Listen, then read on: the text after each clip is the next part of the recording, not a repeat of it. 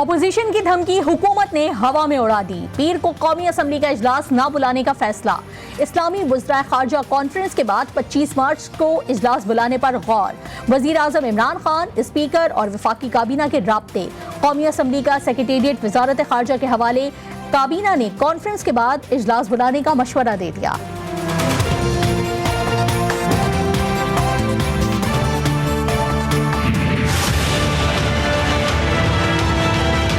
मैं speaker national assembly को warn करना चाह रहा हूँ, आप स्पीकर रहे। जो आपका स्टेटमेंट्स है वो नामुनासिब है। जो आपने पीटीआई के मीटिंग्स में हिस्से लिए हैं वो स्पीकर की ओहदा का तौहीन है। अगर स्पीकर नेशनल असेंबली मंडे तक दुआ करके फातिहा पढ़ के अदम एतमाद का मोशन पेश नहीं कर तो फिर हम उस हॉल से नहीं उठेंगे और हम देखते हैं कि आपका OIC कॉन्फ्रेंस कैसे होता है।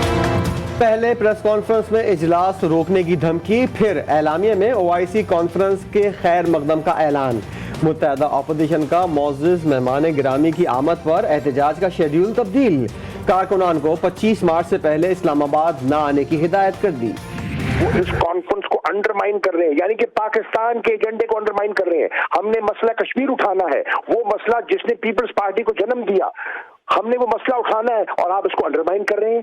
आप तो पीपल्स पार्टी की बुनियाद को अंडरमाइन कर रहे हैं। अगर आप ऐसा करते हैं, खुदारा होश के नाखून लीजिए और अपने जाती एजेंडे से बाहर आइए और मुल्क की मफादात का सोचिए। बिल्ली थैले से बाहर आ गई, ऑपोजिशन की साजिश बेनकाब। वजीर खारजा शाह महमूद कुरैशी का GTV से बात करते हुए हिज़्ब इख्तिलाफ को जवाब। कहा, OIC के खिलाफ बात करने वाले बैरूनी ताकतों के इशारों पर नाच रहे हैं। देखिए, उनको पता है 21 को इजलास बुला रहे हैं, फिर 25 को हो रहा है। ऐसी कंपनी की मशहूरी कर रहे हैं। बच्चा है, वैसे ही अभी उसके सियासत के दूध के दांत नहीं निकले। बिलावल नादान है। शहबाज शरीफ और मौलाना फजलुर रहमान मुल्क के खिलाफ साजिशों में मसरूफ हैं। वफाकी वज़ीर दाखिला शेख रशीद का जवाबी वार। GTV से बात करते हुए कहा, OIC का इजलास होकर रहेगा। 15 साल के बाद OIC हो रही है और वो वहाँ बैठ के कह रहे हैं कि देखता हूँ OIC कैसे होती है पाकिस्तान में। तो मैं भी ये जवाब देना चाहता हूँ कि मैं देखता हूँ कि कौन माई का लाल OIC पाकिस्तान में होने से रोक सकता है। जाने वाले लौट आएंगे। OIC इजलास रोकने की किसी माई के लाल में हिम्मत नहीं। गवर्नर सिंध का चैलेंज। कहा, अदम एतमाद पर जागने वाले जमीर की आवाज नहीं, पैसे की झनकार सुनते हैं।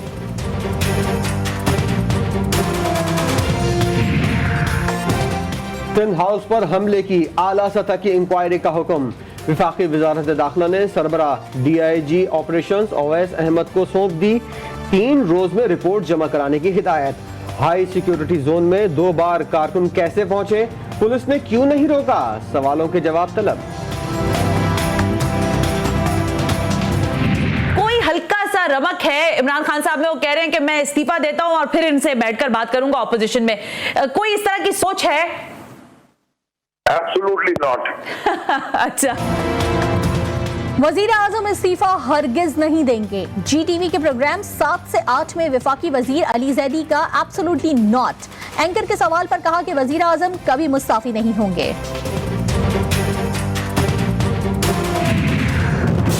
ये जो एक पॉलिटिक्स पाकिस्तान में आ गई है पैसे की, और इतने खुल के पैसे की पॉलिटिक्स सामने आ गई है। मंडी लगी हुई है जमीर खरीदने के लिए। सेंट्रल गवर्नमेंट का पैसा है, उसका मतलब अवाम का पैसा है, और वो भी चोरी का पैसा, क्योंकि इलीगल है कि आप उस पैसे को इस्तेमाल करें। इनमें से ज्यादातर सारे वापस आएंगे और अवाम इंशाल्लाह 27 तारीख को बताएगी कि वो किधर खड़ी है। तहरीक अदम एतमाद से पहले सब लौट आएंगे। अवामी ताकत का ऑपोजिशन को एहसास ही नहीं। वज़ीर आज़म का चैलेंज। कहा, हॉर्स ट्रेडिंग के लिए सिंध का पैसा इस्तेमाल हुआ। हुकूमत कहीं नहीं जा रही। जरदारी, शहबाज और फजलुर रहमान जेल जा रहे हैं। सदर साहब आइन के आर्टिकल 186A के तहत रेफरेंस भेज रहे हैं।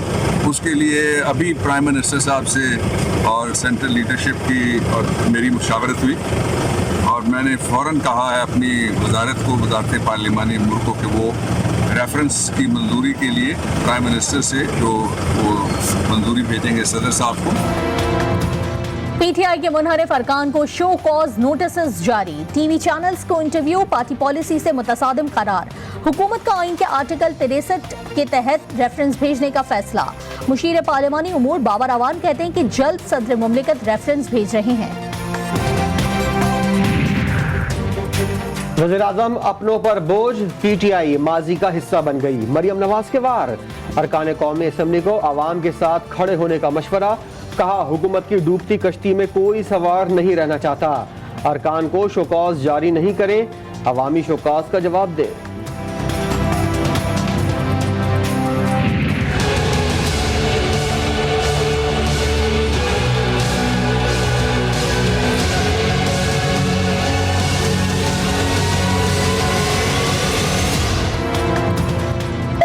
वज़ीर ख़ारजा के 48वें इजलास के लिए तैयारियां जारी। इस्लामाबाद खैर मकदमी बैनर से सज गया। एयरपोर्ट से असम्बली हॉल तक इस्लामी ममालिक के परचमों की बहार।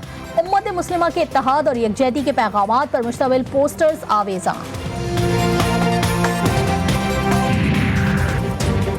इस्लामी तावन तंजीम की बुनियाद फ़लस्तीन कॉज की हिमायत में रखी गई। मकबूजा इलाकों की आज़ादी ने मुसलमानों में बड़ी उम्मीद पैदा की। ये उम्मीद अब मायूसी में तब्दील नहीं होनी चाहिए। 22 मार्च से शुरू होने वाली 2 रोज़ा वज़ीर ख़ारजा कॉन्फ्रेंस को दहशतगर्दी और इस्लामोफोबिया के खिलाफ अहम करार दे दिया गया।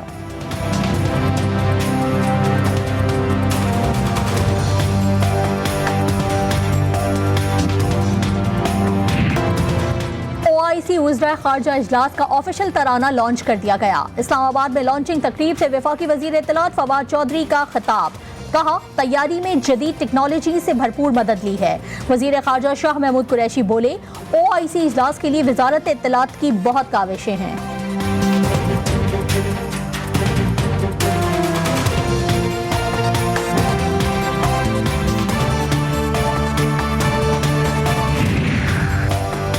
कराची में डकैत बेलगाम। शेरशाह में 5 बहनों का इकलौता भाई डाकुओं की फायरिंग से जान बहा।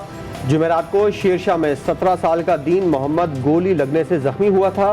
पुलिस ने वाक़े का मुकदमा ताहाल दर्ज नहीं किया। यूक्रेन पर रूस के हमले में अब तक 800 से जायद शहरी हलाक, 1300 से जायद जख्मी हुए। अक़वाम मुत्तहिदा के इंसानी हुकूक के दफ्तर की रिपोर्ट जारी। शहरियों की हलाकतें ज़्यादातर फ़िज़ाई हमलों, रॉकेट और मिसाइल शेलिंग से हुई। जंगज़दा इलाकों तक रसाई न होने की वजह से हलाकतों की तादाद बताना मुश्किल करार।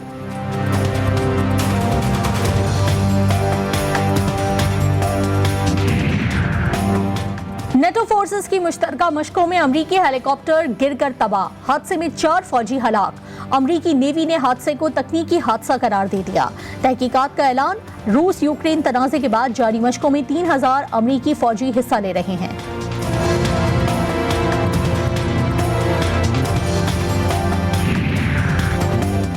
पाक ऑस्ट्रेलिया तीसरा टेस्ट मैच। लाहौर के कज़ाफी स्टेडियम में दोनों टीमों का पहला ट्रेनिंग सेशन।